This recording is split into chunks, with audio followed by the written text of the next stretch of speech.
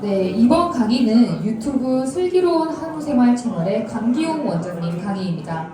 오늘 강의 주제는 호흡기 관리로 폐사 제대로 잡기입니다.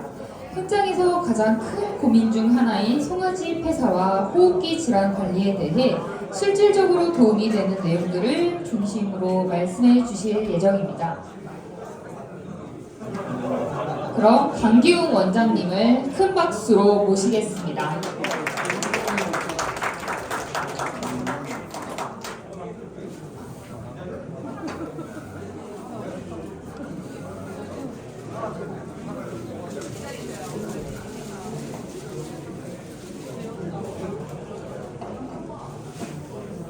네, 안녕하세요. 저는 강기용이라고 합니다. 예, 만나뵙게 돼서 반갑습니다.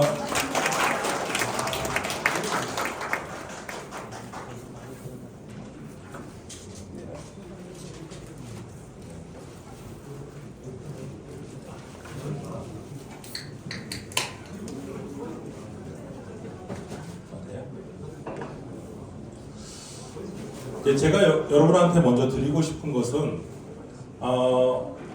오늘은 설사 호흡기 질병이 송아지 질병이 많은데 호흡기에 관련해서 설명을 드립니다. 왜냐하면요, 설사는 여러분들이 이미 많이 알고 계신 부분이 있어서, 그다음에 이제 호흡기라고 하는 것은 또 여러분들이 잘못 알고 있는 부분이 저는 많다고 생각합니다. 호흡기 보통 중요성을 말씀 이렇게 드려보면요, 대부분 분들이 하시는 말씀이 호흡기는 별로 문제 안 돼 이렇게 말씀하십니다. 왜 문제가 안 된다고 생각하세요? 라고 이야기하면 우리 농장에서 설사로는 많이 죽어도 호흡기로는 별로 안 죽어 이렇게 말씀하시거든요. 그런데 실제 그런지 말씀드려보면요, 결론부터 말씀드리면 설사는 내가 어찌어찌 해서 걔를 치료하고 원래대로 돌릴 수 있지만 호흡기는요, 좀 돈 될 만한 송아지를 못 만들어내는데 아주 핵심적인 문제입니다. 그리고 설사는 여러분들 어떻게 찾아내냐면 얘가 눈이 쑥 들어가고 변을 보고, 그걸 보고 우리가 찾아낼 수 있지만 호흡기는 여러분들이 찾아내기가 되게 어려워요. 왜냐하면 이건 감춰져 있어서. 여러분들 눈에 호흡기가 발견됐다는 건요, 이미 시간이 너무 늦었을 가능성이 높습니다. 그러면 먼저 질병에 대한 패턴을 생각해 보면 왜 설사는 태어난 지 한 달 이내에 발생을 할까요? 그리고 왜 호흡기는 이유를 하는 시점에 발생하게 될까요? 가장 큰 이유는 바로 이겁니다. 변화라는 겁니다. 변화. 그러니까 송아지가 엄마 뱃속에 존재할 때는 이 녀석은 스스로 체온을 조절할 필요도 없었죠. 스스로 우유를 먹을 필요도 없었습니다. 알아서 그냥 쑥 들어오니까. 그런데 갑자기 이 녀석이 태어난 그 세상이라는 것이요, 넌 이제부터 젖을 먹어야 해. 그리고 네 체온은 네가 알아서 관리해야 해. 엄청난 변화가 일어난 겁니다. 또한 호흡기가 생기는 것은요, 이유라는 것이 사실 우유를 먹다가 사료로 바뀌는 그런 변화의 과정입니다. 그렇기 때문에 저거에 충분히 준비가 안 되면 반드시 저것은 질병이 된다는 거죠. 그래서 우리가 생각을 할 때 설사를 막고 싶으면 초유를 준비해야 하고요, 이유를 완벽히 준비해야지 호흡기는 막아진다는 그런 이야기입니다. 그러면 여러분 기준에서 도대체 호흡기는 언제부터가 호흡기세요? 뭐가 호흡기죠? 어떤 분들이 이렇게 말합니다. 기침. 예, 또 어떤 게 호흡기입니까? 예, 누런 코, 체온 막 엄청 많거든요. 각자 기준이 굉장히 다르죠. 제가 여기에 올려놓은 걸 보면요, 우울, 기침, 콧물, 고열, 그 다음에 입을 쫙 벌리고 이렇게 하는 소가 존재하고 살이 안 찌고. 근데 입을 벌리고 살이 안 찔 정도 되면요, 이미 여러분들 너무 늦게 발견한 거예요. 물론 이거의 순서가 섞여 있는 경우도 있습니다. 그런데 제가 설명드린 저 우울이라는 저 단계, 이 단계가 매우 중요합니다. 아니, 소가 우울하면 어떤 게 우울한 거냐는 거죠. 기준은요, 소가 다른 소하고 좀 다르면 우리는 우울로 생각해야 됩니다. 그런데 이 기준이요, 굉장히 달라요. 내가 하루 종일 소를 예민하게 관찰하는 사람은 저거 좀 다른데 관찰하고요, 그렇지 않은 사람들은 또 관찰을 못합니다.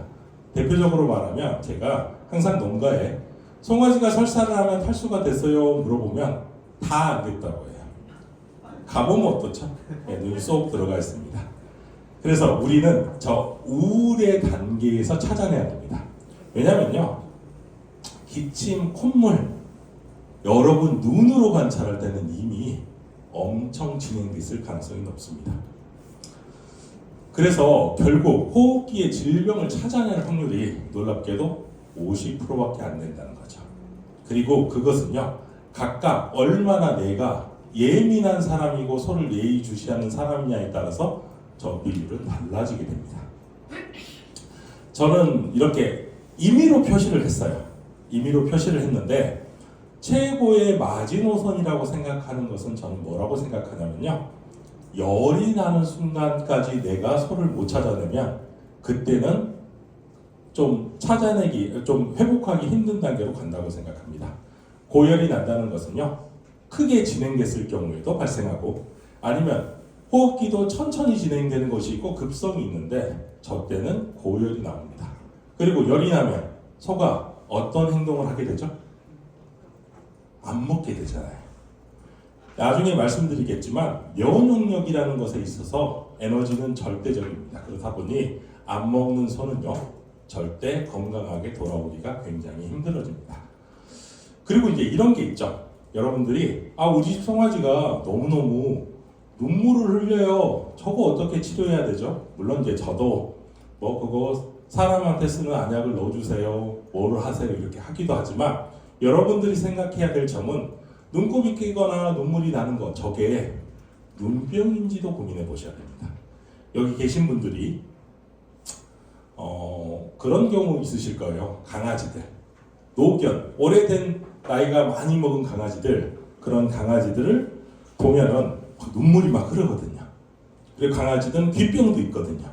왜 그러냐면 코, 눈, 입, 그 다음에 귀, 이게 다 연결되어 있기 때문에 만약 호흡기가 발생하면 저것이 눈물이나 눈곱의 증상으로 먼저 나타날 수 있다는 걸 여러분이 생각하셔야겠죠. 마찬가지로 소가 갑자기 머리를 이렇게 흔들거나 이렇게 하면 신경 증상일 수도 있지만 저것이 호흡기의 어떤 증상 중에 하나일 수 있다는 겁니다. 그래서 나는 기가 막히게 찾아내. 그런 분들은 기가 막히게 찾아내고 잘 치료하셨을 거예요. 그런데 내가 여러 가지 농사일로 바쁘거나 내가 알면서도 자꾸 지나치는 분들이 있다면 어떤 센서의 도움, 이런 도움도 크게 도움될 거라고 생각합니다. 만약 소가 입을 벌리고, 아니면 허리가 왠지 굽어진 것 같고, 아니면 아무리 먹어도 살이 안 찐다 그러면 기본적으로 얘는 치료가 좀 어렵다고 생각하시는 게 맞습니다. 좀 자동으로 안 넘어가게 좀 해주실래요? 그러면 이제부터 왜 호흡기가 중요한지 제가 설명을 드려볼게요. 이제 보통 호흡기 이거 보면 소가 폐가 좀 작다고 그러는 거예요. 폐가 작다는 게 정말 소가 폐가 작아? 그냥 작다고 생각하세요. 그런데 일반적으로 작다고 생각하면 이거에 가까울 수 있겠죠. 반추위가 가지고 있다 보니 상대적으로 그 용적을 생각하면 소의 폐는 작을 수밖에 없습니다. 그러면 소의 폐가 작다는 게 도대체 무슨 문제냐? 여러분들이 비빔밥을 딱 먹고 싶어서 어떤 식당 같은 데 가요. 그러면 비빔밥을 큰 그릇에 내줍니다. 그런데요, 한식 뷔페에 가가지고 비빔밥 코너에 가면요, 거기 가면 그릇은 요만해가지고 마음껏 먹으라는데 조그만한 그릇에 드잖아요. 그러면 내가 마음껏 못 비비는 것처럼 속이 자꾸 넘쳐요. 그러니까 제가 드리고 싶은 말씀은 뭐냐면, 폐가 작다는 것, 이것은요, 얘가 충분히 이 폐를 활용하지 못할 가능성이 높고, 폐는 조금만 영향을 받아도 생산성에 아주 심각한 문제를 일으킨다는 겁니다. 그리고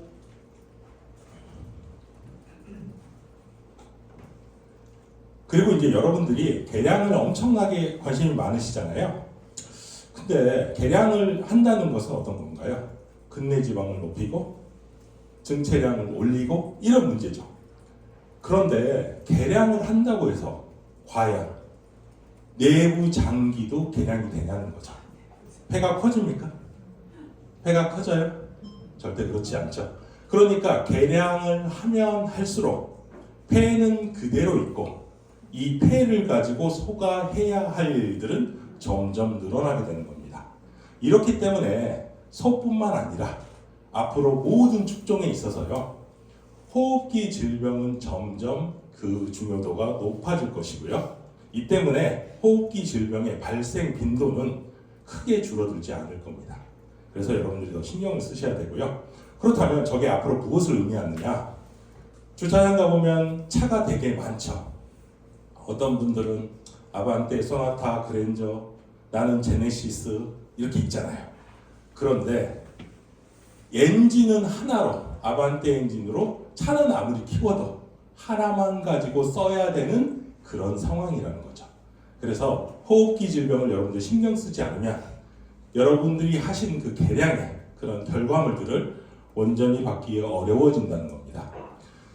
그리고 이제 소외폐는 산소 교환이 일어나는 그런 공간이 있고, 그렇지 않은 공간이 있다는 거예요. 그래서 그걸 사방, 죽어있는 공간이라는데, 그것이 뭘 의미하냐면요, 빨대를 가지고 저렇게 음료수를 딱 빨아들이면 빨대는 어마어마하게 길잖아요. 그런데 음료수가 나오는 데는 어디죠? 끝에, 여기로만 음료수를 빨아들입니다. 즉 소는 저렇게 쭉 들어가지만 저 기관지의 끝에 있는 폐포에서만 교환이 일어나요.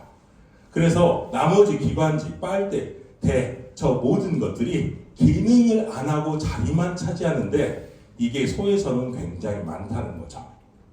대표적으로 보면 소와 말의 폐를 이런 주택의 구조로 우리가 말할 수 있습니다. 말은요, 30평 아파트인데 방이 없어요. 거실만 있어요. 소는요, 30평 아파트에 가족이 많아가지고 아주 작게 방을 만들어 놓은 폐입니다. 그런 구조로 따지자면 사람이 저기서 반상회를 해야 된다면 말의 폐가 더 맞는 구조일까요? 소의 폐가 더 맞는 구조일까요? 말의 폐죠. 그러니까 말은 같은 크기, 사실은 더 크거든요. 같은 크기라도 하더라도 폐의 기능이 엄청 많고 얘는 다 나누어져 있기 때문에 안 그래도 폐가 작은데 이 녀석은 나누어져 있어서 쓸 수 있는 공간이 적고, 아까 빨대 딱 꽂았을 때 말했잖아요. 쓰지 않은 사각의 구조가 엄청 크다는 겁니다. 그래서 소는 요지는 뭐예요? 호흡기 질병에 엄청 취약하다. 이 말씀을 드리고 싶습니다. 그래서 일단 호흡기 질병을 못 잡으면 성과가 잘 안 나온다는 거예요. 그런데 여기서 여러분들이 약간 오해하시는 부분이 있습니다. 어떤 부분이냐면요, 보통 우리가 호흡기 질병과 생산성, 예를 들면 여러분들은 근내가 좋고 증체가 잘 되고 따지시겠죠? 그걸 굳이 따지자고 이야기하면 내가 치료한 이력 같은 걸 가지고 추적하고 싶어 합니다. 그런데 사실은요, 내 눈에 단 한 번도 호흡기 질병을 알았던 적이 없고 내가 치료한 적도 없었던 소를 도축장 가서 폐를 보면 폐는 손상되어 있습니다. 즉, 내 눈에 띄지 않는 그런 호흡기 질병이 엄청 많고, 실제적으로 만약 내가 예상할 개량을 이렇게 했는데도 왜 이렇게 성적이 안 나오지? 왜 이런 애들이 나오지? 그러면 혹시 걔들이 어렸을 때 호흡기 질병으로 이미 폐가 망가지지 않았는지 여러분들이 충분히 생각을 해봐야 됩니다. 그리고 굉장히 신기한 부분인데요, 소의 폐를 보면 소의 기준에서 오른쪽 앞쪽의 폐가 손상이 잘 일어납니다. 물론 어떤 분들은 호흡기 질병이 있어가지고 소가 죽고 나면 어떻게 딱 배를 갈라가지고 부검을 하기도 하고 안 하기도 합니다. 혹시 부검한 거 보신 분도 계실 거예요. 딱 이렇게 소의 폐를 들어보면요, 옆이 하나하나 이렇게 나눠져 있는 포도 다발 같은 그런 형태예요. 그런데 신기하게도 그곳을 보면 여기 앞에 부분이 손상이 잘 일어납니다. 이유를 설명드리면요, 다른 동물의 폐는요, 양쪽으로 나눠져 있는 구조입니다. 반면에 소의 폐는요, 양쪽으로 나눠지기 전에 저 오른쪽 앞으로 저기 먼저 부풀고 나가는 곳이 존재해요. 그렇다 보니 무언가가 내 폐로 쓱 들어오면 어디로 먼저 들어갈까요? 저 부위로 먼저 들어가겠죠. 그래서 저기가 가장 먼저 손상이 많이 일어납니다. 그래 알겠어. 저기 손상이 많이 일어나는데 그거 뭐 어쩌라고, 뭐가 문제인데 라고 말씀드리면요, 애초에 여기에서 문제가 발생하게 되면 여러분도 호흡기를 경험하면 어떻습니까? 콧물 가래 나오게 되죠. 이 삼출물들이라고 하는 요것이 여기를 막게 됩니다. 그렇게 되면 소외폐에 정상적으로 공기가 들어가서, 그러니까 여기로 보면 양쪽으로 이렇게 부풀어야 되는 곳에 여기를 이 녀석이 막게 되면서 여기로 들어가는 공기를 차단하게 되는 거죠. 이것이 나타내는 것은 뭐냐면요, 초기에 호흡기 질병을 잡지 않으면 점점 소외폐는 상태가 나빠진다는 거죠. 여기서 먼저 발생하고 그 다음 것에 공기를 차단하니까요. 그래서 여러분들이 그걸 신경을 써야 되고요. 또 한 가지는 여러분들이 이 폐라고 하는 것이 무엇과 관련이 깊은지 한번 잘 생각해 봐야 됩니다. 폐는요, 몸의 조직으로 따지자면, 기관으로 따지자면 태어나는 그 마지막 순간까지 완성을 하는 단계입니다. 그렇다 보니 사람도 조금 일찍 태어나는 사람은 인큐베이터 같은 데 들어가서 미숙아처럼 시간을 보내야 되잖아요. 소도 마찬가지입니다. 만약 이 녀석들이 조산이 일어나면 폐가 완전히 자라지 않고 태어나게 됩니다. 그리고 또 생시체중이 너무 작아도요, 날짜는 맞아요. 하지만 얘가 미숙아일 가능성이 높습니다. 그래서 이런 단계가 있다고 하면 여러분들이 이 녀석은 특별히 호흡기 질병, 이걸 잘 관리해야 된다. 그리고 저는 이제 보통 우리가 겨울만 생각하시잖아요. 그런데 여름에 이 조산하는 애들이 많이 나옵니다. 그리고 소의 폐는 어떤 기능을 할까요? 또 체온을 조절하는 기능을 합니다. 그러니까 송아지는요, 강아지하고 똑같아요. 강아지들 땀을 막 흘리는 땀샘이 많습니까? 아니죠. 송아지도 땀을 잘 안 흘리잖아요. 그리고 이 녀석들은 털 있고, 그래서 얘들이 강아지처럼 숨을 이렇게 쉬는 거, 호흡으로서 체온을 조절하거든요. 그래서 여러분들이 조산하거나 생시체중이 낮은 애의 송아지가 태어나면 여름철에 얘가 멀쩡했는데 왜 이렇게 꼬꾸라지지? 그러면 반드시 체온을 재십시오. 얘가 체온 조절을 못해가지고 열사병이 날 수가 있거든요. 그러니까 그런 애들은 더운 데다 방치하면 안 됩니다. 그리고 이제 여러분한테 한번 병원을 갔다고 가정해 볼까요? 여러분들 감기 걸려가지고 병원에 갔습니다.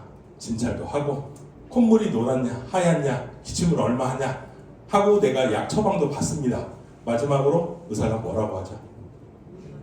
물 많이 먹으라고 합니다. 물 많이 먹으라고. 물론 그걸 잘 지키는 분들은 없지만 왜 그런지 설명을 드리려고 합니다.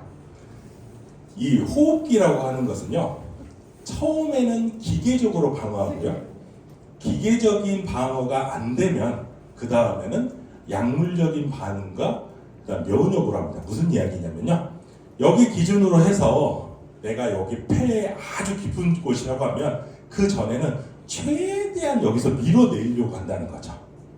그리고 그게 뚫리고 나면 여러분들이 쓰는 항생제 같은 거 아니면 몸의 면역력이 개입하게 됩니다. 그러면 어떻게 밖으로 밀어내냐? 두 가지 방법이 있죠. 여기에 보면 물 같은 점액이 존재하고요, 옆에 섬모라는 것이 존재합니다. 그러니까 저기 해로운 것이 뭐가 딱 들어오면 저 녀석들이 계속 밀어낸다는 거죠. 그렇다 보니 얘의 역할이 뭐냐면 빗자루 짓을 하고 난 다음에 물걸레로 닦는 역할을 하는 겁니다. 그런데 만약 마대 이렇게 물걸레질을 하려고 그러는데 물이 안 묻어 있으면 닦여요, 안 닦여요? 안 닦이죠. 여러분들이 물을 조금 마시잖아요. 그러면 이 점액이 진해지면서 배출하는 능력이 현저히 떨어집니다. 그래서 물을 많이 마셔야 돼요. 그래야 빨리빨리 배출할 수 있는 겁니다. 그리고 난 다음에 이제 여러분들이 그래 우리 집은 뭐 잘 돼. 근데 진짜 잘 되냐는 거죠. 얼어있고 지저분하고, 그리고 구체적으로 송아지는 저것만 해도 저는 다행이라고 생각하는데요, 엄마 물통에서 먹고 있어요 라고 이야기하잖아요. 그렇잖아요. 물통 따로 달아주시는 분들이 거의 없습니다. 그런데 만약 송아지가 태어나서 바로 가서 물을 먹을 수 있는 구조로 내가 우산을 처음부터 설계한다면요, 송아지가 탈수로 급히 죽는 거, 호흡기 문제를 굉장히 많이 막을 수 있다는 거죠. 그렇죠. 그런데 또 취약한 이유가 평상시에는 내가 물 떠다 줘요. 그런데 겨울철에는 다 얼고 차갑고 안 먹게 되잖아요. 그래서 물을 신경 써야 된다. 그래서 물은 점에 걸레질을 할 때 물하고 같고, 그러면 우사에서 냄새 나는 건 악취, 아모니아, 저거 안 좋을 것 같긴 해요. 근데 어떻게 안 좋아지냐면, 아까 이렇게 쓸어내는 섬모가 빗자루 역할이라고 하면 이 섬모, 이것을 파괴하는 것이 바로 암모니아입니다. 그리고 여러분들이 바이러스 세균이 호흡기에 관여한다고 그랬는데, 바이러스도 섬모를 무너뜨려요. 그래서 이런 것들이 결국은 안 좋아집니다. 그리고 여러분들이 이런 생각을 해봐요. 먼지 나는 우사하고 먼지 안 나는 우사, 어디가 더 좋을까? 그러면 당연히 먼지 안 나는 곳을 선택하겠죠. 그런데 왜 안 좋냐는 거죠. 보통은 저런 점막에 있었던 것들이 이렇게 방어를 하는데, 먼지가 너무 많으면 모든 걸 걸러내지 못할 거 아니에요? 그런데 저 먼지를 타고 바이러스와 세균이 안으로 쏙 들어가게 만드는 그런 차량의 역할을 하게 됩니다. 그리고 이제 현실적으로 농가들이 가장 고민하는 부분이 이겁니다. 그 날씨가 추운데 환기 때문에 선풍기를 틀어야 되냐? 추우니까 꺼야 되냐? 그렇잖아요. 이게 항상 가장 문제가 되는 부분인데요. 여러분의 생각은 어떤가요? 뭐가 더 좋으신가요? 어떤 분은 윈치 커튼을 열어야 되냐? 닫아야 되냐? 그렇잖아요. 제가 딱 정해드리면요, 송아지 관점에서 보면 유리한 것과 불리한 게 있습니다. 유리한 건요, 자꾸 이렇게 공기가 순환되는 것은 무조건 좋습니다. 여러분들 이제 코로나를 우리의 호흡기로 한번 따져보면요, 코로나 그거 발생했을 때 여러분들 이렇게 모일 수 있었습니까? 없었죠. 그 대신 야외에서는 모였어요. 그 말은 바이러스라고 하는 것이 농도가 안 진해지게 해야겠죠. 그리고 실내에 모이면 서로 떨어져 앉아있고 또 뭐 해야 됐습니까? 마스크하고 또 창문 다 열으라고 했잖아요. 그러니까 환기라고 하는 것은 그런 가능성을 줄이는 거에 도움이 되고, 반면에 송아지한테 직접 바람을 때리면 얘가 체온을 유지하기 어렵고요. 또 한 가지는 여러분들 선풍기 틀어놓고 여름철에 이렇게 입 벌리고 자면 일어나자마자 어떤 기분 드세요? 물부터 찾게 되죠. 이러면서 물부터 찾게 되잖아요. 직접적인 바람은 점막을 마르게 해서 아까 물 못 마셔가지고 끈적끈적 되는 것 같은 효과가 나오죠. 그래서 선풍기 틀어야 되느냐 마느냐, 환기를 시키는 관점이고 송아지를 때리지 않는다, 직접적인 바람이. 그렇다면 선풍기를 트는 것이 유리하고요. 환기는 아무리 틀어도 안 되고 송아지만 찬바람 맞는다 하면 안 하시는 결정을 하시는 것이 맞습니다. 이제 호흡기의 내용에 대해서 제가 한번 설명을 한번 드려보겠는데요. 호흡기는 스트레스, 백신, 치료, 면역 이렇게 나눠져 있습니다. 먼저 스트레스라는 건데요. 여기 계신 분들 여기 딱 앉아 계시는데 갑자기 일어나서 이 모든 사람을 뚫고 여기 뒤로 나갈 용기가 있으실 분 있으실까요? 없으시겠죠. 그건 모든 사람이 이렇게 집중해 있습니다. 그런데요, 여기서 잠깐 쉬겠습니다 그러면 후다닥 일어나고 누가 나가는지 아무도 알 수 없습니다. 즉 아까 말씀드린 소가 호흡기가 있는 것은요, 정신이 없을 때예요. 이제부터 쉬는 시간입니다 이 이야기를 들었을 때라는 거죠. 그러니까 소가 우유만 계속 먹고 있고 따뜻하고 그런 상황에서 갑자기 사료로 변하는 것 스트레스. 그런데 호흡기가 가장 문제되는 것은 언제죠? 우시장에서 내가 팔던 소가 우시장 갔다가 팔려서 그 다른 집에 갔을 때 스트레스가 제일 심하잖아요. 가장 큰 변화를 겪어서 그렇습니다. 그러니까 결국은 스트레스라는 것을 줄여야 호흡기의 발생은 줄어든다. 그걸 여러분들이 기억을 하셔야 돼요. 꼭 이유 때만 생기는 게 아닙니다. 송아지를 사가지고 와서 우리 집이 자가배합을 하는 농가인데 그 녀석은 평상시에 알사료하고 물을 먹었는데 빨리 적응해야지. 그리고 빨리 우리 집 자가배합 사료를 막 주면 개한테도 더 충격이잖아요. 그러면 걔도 호흡기가 오는 겁니다. 그래서 그 관리가 제일 중요하고, 그다음에 백신이라고 하는 것은 일종의 이거와 같습니다. 백신은요, 뭐 심하게 일으킬 때도 있지만 세균이 일으키는 정도는 아니에요. 그러니까 백신은 문이 존재하면 문을 살짝 열고 도둑질을 하는 그런 좀도둑 같은 존재입니다. 그런데 얘가 문을 열고 가면 그 다음에는 칼을 든 강도가 들어가서 도둑질을 합니다. 그게 바로 세균입니다. 그래서 백신과 바이러스와 세균은 같이 활동을 하는데요. 애초에 문을 못 열게 만들려고 백신을 먼저 하는 겁니다. 그리고 일단 뚫리고 나면 그때는 항생제 사용을 적극적으로 하셔야 되고요. 그 다음에 항생제로만 안 되는 이유는요, 다음에 설명드리겠습니다. 그리고 열을 여러분들이 체크하셔야 되고요. 사료의 섭취량을 체크하셔야 되는 이유가 결국은 면역이라고 하는 것이요, 일종의 군대인데 이 군대는 용병과도 같아요. 월급을 받아야지만 일을 합니다. 그러니까 호흡기를 고치는 좋은 약을 찾지 마시고요. 어떤 약을 써도 이 녀석이 체온을 유지하고 사료를 잘 먹어야 치료가 된다. 이걸 여러분들이 꼭 기억을 하셔야 됩니다. 그리고 이제 항생제를 선택하거나 아니면 아까 면역력이 왜 중요한지 설명을 드려보면요. 아까 제가 기계적으로 밀어내는 것과 그걸 지키는 것이 존재한다고 그랬잖아요. 기계적으로 계속 밀어냅니다. 점액과 산모로. 그러다 뚫렸어요. 그리고 요 안에 있으면 이 폐 안쪽에 있는데 이렇게 하려면 저 폐까지 들어가는 항생제를 써야겠죠. 그렇겠죠? 그게 가장 좋은 항생제입니다. 그리고 난 다음에 항생제로만 안 돼. 그러면 나머지 우리 몸의 면역 세포들이 그 녀석들을 잡아 없애는 겁니다. 그러니까 사료 잘 먹고 면역력이 올라가야 실제 발병할 때 효과를 볼 수 있습니다. 그러니까 여러 가지 항생제 중에 뭘 써야 되겠어요? 지속 가능한 한 20일씩 가는 그런 항생제를 써야 하는 이유가 바로 여기에 있습니다. 그런데 여기 계신 분 중에 나 그거 안 해도 다 되던데 하실 텐데 그거에 대해서도 또 설명을 한번 드려보겠습니다. 보통 길게 가는 항생제가 있습니다. 주프레버 같은 항생제가 있고 짧게 가는 세프티오버와 같은 항생제가 있습니다. 그러면 얘는 한 번 놓으면 한 20일씩 가고 폐에 가는 약이고요. 얘는 열이 절절 끓는 그런 것에 쓰는 약입니다. 그러면 어떤 분들은 20일 가면 저거 엄청 센 거 아니야? 그렇게 생각하는데 성격이 다릅니다. 주프레버 같은 약은요, 여기 풀들이 싹 자랐는데 이 풀을 없애는 방법은 두 가지가 있죠. 하나는 제초제를 뿌리는 겁니다. 그럼 풀이 잘 안 자라죠.